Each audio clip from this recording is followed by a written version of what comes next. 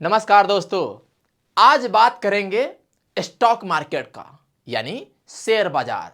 नाम से ही पता चलता है शेयर बाजार यानी बाजार, यानी कि वहां पे कुछ ना कुछ खरीद और बिक्री हो रहा हो, तभी तो हम बाजार कहते हैं ना। मार्केट में जब जाते हैं आप कुछ भी खरीदने तो मार्केट में जाते हो ना, यहां भी एक मार्केट ही है, लेकिन वो मार्केट शेयर का है, यानी कंपनी का स्टॉक का है। यानी कि यहां पर कंपनी का शेयर यानी स्टॉक का खरीद और बिक्री होगा और उससे हम कुछ प्रॉफिट जनरेट करेंगे, या हो सकता है उसको इन्वेस्टमेंट के तौर पर रखेंगे कुछ लंबे टाइम के लिए, जहां से कुछ रिटर्न जनरेट करेंगे।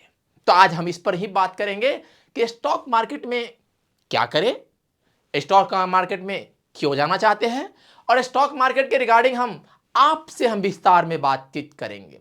और इसमें आपका भी पार्टिसिपेशन चाहिए, यानी आप भी मुझे साथ देंगे। और वो कैसे? आप अपना जो भी मन में डाउट है, क्वेरी है, आप हमसे बात करना चाहते हैं या हमें आपसे कुछ बात करना है, तो हम तो अपने आपकी बात को अपने माध्यम से पहुंचा ही रहे हैं, लेकिन आप अपना बात को भी कमेंट करके अपने माध्यम से जरूर पहुंचाइएगा, तभी तो हमें पता चले कि आपके मन में और क्या क्या है जो अपने माध्यम से हम कह सके। और हाँ, स्टॉक मार्केट के में हम अब चलते हैं और शुरू करते हैं। सबसे पहला काम करते हैं और वो ये कि स्टॉक मार्केट में हम जाना क्यों चाहते हैं, आपका क्या लक्ष्य है, क्या आपका गोल है।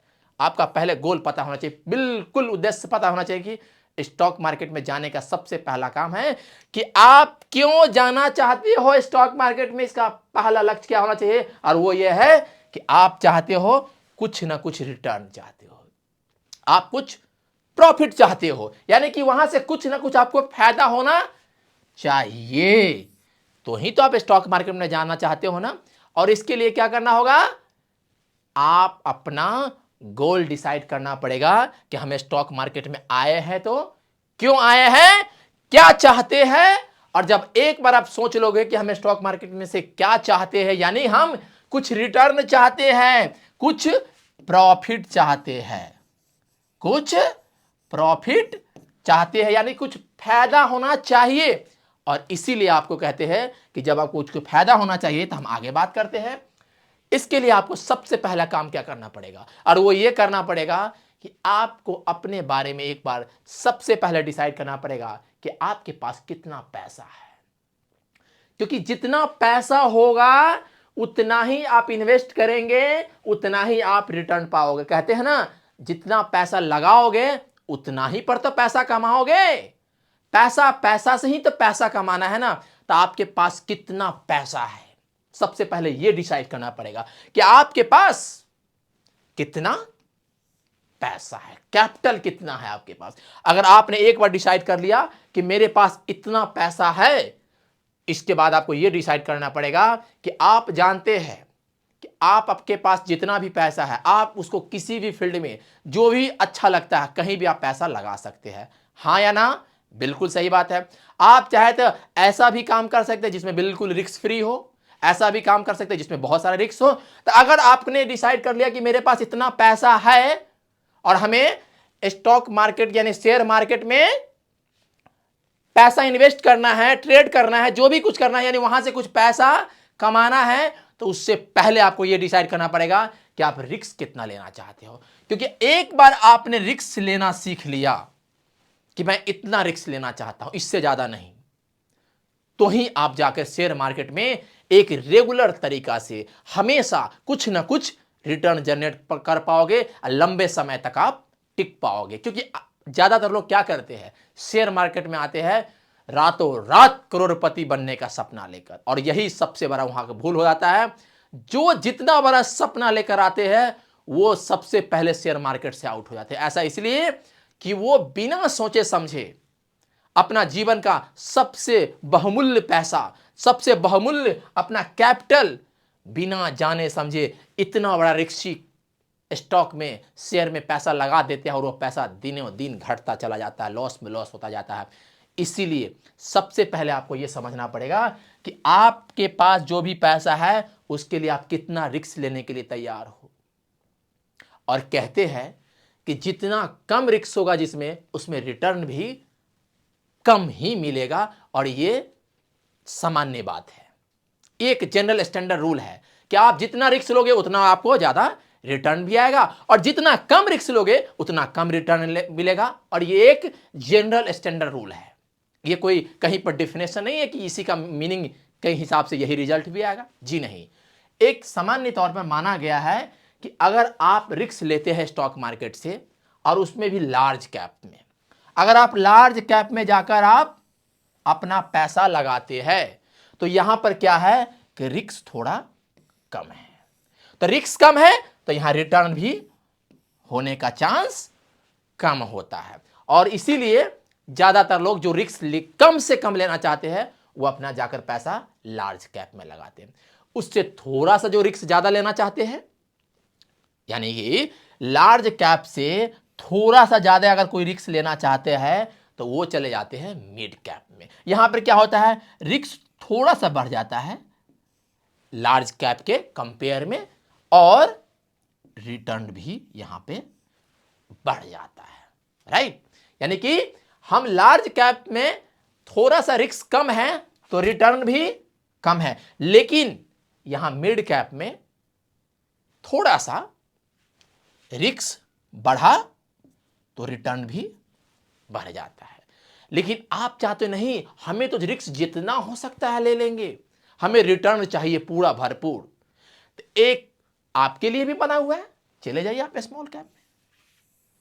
अगर आप स्मॉल कैप में जाते हैं, यहां रिस्क तो बहुत ज्यादा है, एक सामान्य तौर पर माना गया कि रिस्क इसमें बहुत ज्यादा है, तो यहां रिटर्न होने का भी चांस ज्यादा होता है। यह ऐसा होगा, यह बिल्कुल फिक्स नहीं है, यह गारंटी नहीं है, लेकिन यह माना गया है कि अगर आप स्मॉल कैप में पैसा लगाते हो तो वहां रिस्क बहुत ज्यादा है लेकिन रिटर्न भी ज्यादा है। और इसीलिए माना गया है कि सबसे स्टैंडर्ड जो रूल है कि मानता है कि मिड कैप को एक सामान्य तौर पर इसमें लोग ज्यादा इन्वेस्ट करना प्रेफर करते हैं, क्योंकि यहां पर लार्ज कैप के कंपेयर में रिस्क थोड़ा ज्यादा है, लेकिन स्मॉल कैप के कंपेयर किया जाए तो वहां रिस्क कम जाता है और रिटर्न भी एक ठीक ठाक स्टैंडर्ड में मिलता है, इसलिए लोग। अब आपके मन में यह आ रहा है कि लार्ज कैप क्या होता है, मिड कैप क्या होता है, स्मॉल कैप क्या होता है।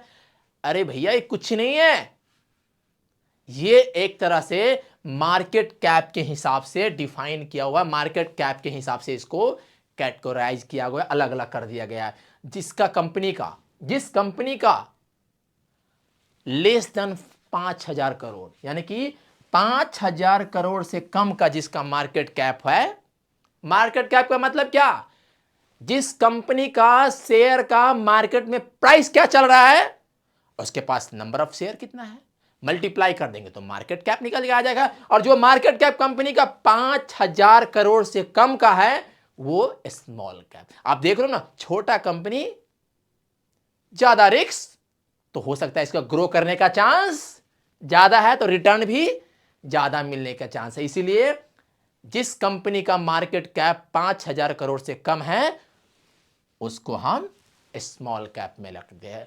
और उससे हम आगे बढ़े, जिस कंपनी का मार्केट कैप 20,000 करोड़ से कम है, यानी 20,000 करोड़ से कम और 5,000 करोड़ से ज्यादा, यानी कि यहां से जब आगे निकलेंगे तो मिड कैप में आ जाएंगे। और जिस कंपनी का 20,000 करोड़ या 20,000 करोड़ से ज्यादा है, उस कंपनी को फिर हम कहां ले आएंगे, लार्ज कैप में ले आएंगे। यानी कि जितना बड़ा कंपनी का मार्केट कैपिटल यानी मार्केट साइज है, जितना मार्केट में वैल्यू है, यानी कि उसका मार्केट वैल्यू कितना है, मार्केट कैप कितना है, अगर बड़ी कंपनी है तो हम ये उम्मीद करके चलते हैं कि कंपनी का ग्रोथ थोड़ा सा आगे चलकर कम होगा या कम कमाएगा या उसको ज्यादा डाइवर्सिफाई नहीं कर पाएगा, कंपनी ऑलरेडी बहुत बड़ी हो चुकी है, तो इसमें ज्यादा रिटर्न होने का भी चांस कम है। छोटी कंपनी है तो ग्रोथ तो ज्यादा कर सकती है लेकिन वहां रिस्क भी ज्यादा है, इसीलिए यहां ज्यादा रिटर्न होता है। लेकिन फिर भी एज पर सेबी का गाइडलाइन देखा जाए तो जो कंपनी टॉप 100 है मार्केट कैप के हिसाब से, जो कंपनी मार्केट कैप के हिसाब से टॉप 100 है उसको स्मॉल कैप में, और जो 101 से लेकर 250 के बीच में है उसको मिड कैप में, और जो मोर देन 250 यानी कि 200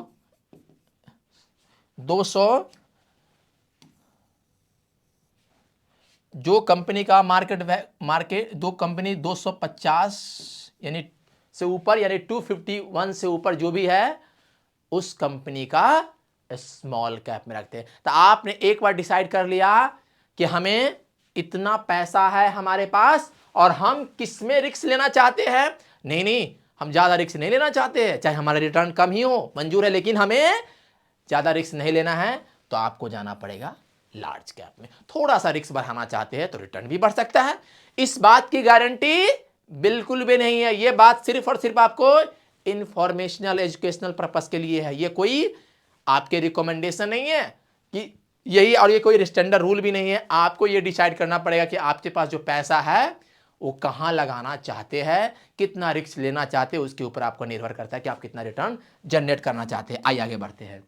हम बात करते हैं कि आप एक बार ये डिसाइड कर लिए कि मेरे पास पैसा इतना है, आपने एक बार डिसाइड ये कर लिया कि हम इतना रिस्क ले सकते हैं, तो फिर हम कैसे जाने और कब जाने कि हमें पैसा लगाना है कब नहीं लगाना है। इसके लिए आपको एक काम करना पड़ेगा और वो है आपको हमेशा सीखते रहना होगा, लर्निंग करना होगा। जब तक आप सीखोगे नहीं तब तक आप आगे बढ़ोगे नहीं। अब बिना सीखे पैसा लगाए तो कभी भी वो डूबने का चांस या नुकसान होने का चांस बढ़ जाता है। इसीलिए जिस काम को आप सीख जाते हो उस काम में आपको डर कम जाता है और उसमें आप आगे बढ़ने का चांस यानी ग्रो करने का चांस, वो भी रेगुलर बेसिस पर। यह नहीं कि आप एक बार सीख गए हो गया, नहीं, आपको स्टॉक मार्केट के बारे में हमेशा सीखते रहना पड़ेगा। जब तक आप सीखेंगे तब तक आप ग्रो करते रहेंगे। जिस दिन आप सीखना बंद कर देंगे हो सकता है स्टॉक मार्केट आपको भारी नुकसान न दे दे। इसलिए अगर आप रेगुलर सीखेंगे और ग्रो करते रहोगे तो डूबने का चांस कम रहेगा। और आपने एक बार जब डिसाइड कर लिया कि हमारे पास इतना पैसा है, हम ग्रो करना चाहते हैं, हम इतना रिस्क लेना चाहते हैं और फिर सीखना भी चाहते हैं, तो उसके लिए आपको सबसे पहले एक काम करना पड़ेगा, वो है डीमैट अकाउंट ओपन करना पड़ेगा। तो ही जाकर आप स्टॉक मार्केट में आप शेयर का खरीद और बिक्री कर सकते हैं। और जब आप डीमैट अकाउंट खोलना चाहते हैं तो आप यहां जो नीचे डिस्क्रिप्शन देख रहे हैं वहां जाकर देख सकते हैं। कुछ अच्छे डीमैट अकाउंट का हमने लिंक आपको शेयर कर दिया है, जहां पर फ्री में आपका डीमैट अकाउंट ओपन कर सकते हैं और वहां से जाकर आप सीख सकते हैं। फिर जाके अपना स्टॉक मार्केट में पैसा इन्वेस्ट कर सकते हैं, आप खरीद बिक्री कर सकते हैं, ट्रेड कर सकते हैं, जिस भी माध्यम से चाहते हैं वहां से कुछ अच्छे रिटर्न जनरेट कर सकते हैं। और ये भी आपको सिर्फ एजुकेशनल पर्पस के लिए है, ये नहीं कि मेरा रिकमेंडेशन है। डिसीजन तो आपको खुद से लेना पड़ेगा, या नहीं तो आप अपने एडवाइजर से भी इसके बारे में आप उनसे सलाह ले सकते हैं। बात आता है कि अगर आपके पास पैसा है, एक बार आपने डिसाइड कर लिया, आपने इतना रिस्क ले लिया, आपने सीखना भी शुरू कर दिया, आपने डीमैट अकाउंट में अकाउंट भी ओपन करके आपने अच्छे खासे वहां से नॉलेज गेन कर लिया। यह डिसाइड करना है कि आपके पास जो भी पैसा है, आपका जो पैसा है वो किस पोर्टफोलियो में लगा। क्या एक ही में पैसा, आप पूरा के पूरा पैसा एक ही में लगा देते हो, या आप अपना एक पोर्टफोलियो जनरेट करते हो, कुछ स्टॉक में पैसा लगाते हो, कुछ म्यूचुअल फंड में पैसा लगा देते हो, कुछ ईटीएफ में पैसा लगा देते हो, यानी कि आप मल्टीपल चीजों में पैसा लगाकर आप अपने रिस्क को कम करते हो और प्रॉफिट को यानी कि रिटर्न को अप करते हो। आपका हमेशा एक ही पर्पस होना चाहिए, वो कि आपका रिस्क हमेशा कमता रहे और प्रॉफिट यानी रिटर्न हमेशा बढ़ता रहे। और इसके लिए आप अपना पोर्टफोलियो ऐसा बनाइए, ऐसा ना हो कि सारा का सारा पैसा आप एक ही में लगा दिए और उसमें कभी का कुछ नुकसान हुआ, कोई खतरा हुआ तो आप कहीं का ना रह गए। इससे अच्छा होगा कि आप चाहे तो एक बढ़िया सा पोर्टफोलियो आप बना सकते हो। ये भी आपके लिए रिकमेंडेशन नहीं है कोई, आपको सिर्फ एजुकेशनल पर्पस के लिए। आपको डिसीजन खुद लेना है कि आपका जो पैसा है वो एक में लगाना चाहते हैं या पूरा में, इसलिए।